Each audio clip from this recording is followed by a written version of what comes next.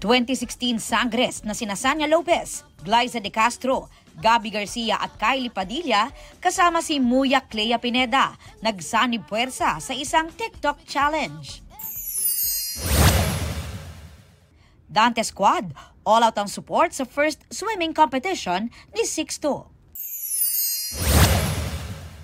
Megan Young at Micael Daez enjoy sa kanilang first date since becoming parents. From first to last, PBB hosts na sina Gabby Garcia at Mavi Legaspi emosyonal sa last eviction night ng Pinoy Big Brother Celebrity Collab Edition. Grateful daw sila sa PBB experience and looking forward na sa big night. Nag-viral sa social media si Sparkle star Paul Salas sa isa kasing event sa Brooks Point, Palawan nitong weekend. Isang fan ang napaunlakan niya ng picture. Pero nang makabalik ito sa pwesto, bumagsak siya sa sahig dahil binitbit pala ni Paul ang upuan niya.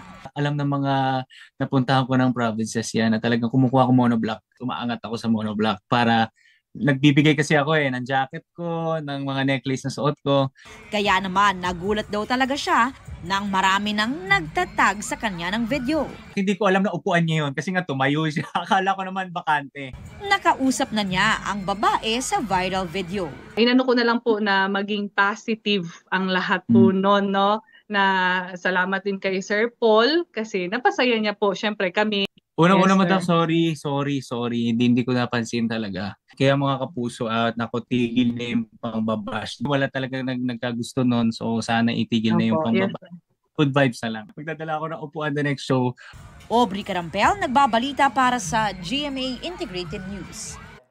Huwag magpahuli sa mga balitang dapat niyong malaman. Mag-subscribe na sa GMA Integrated News sa YouTube.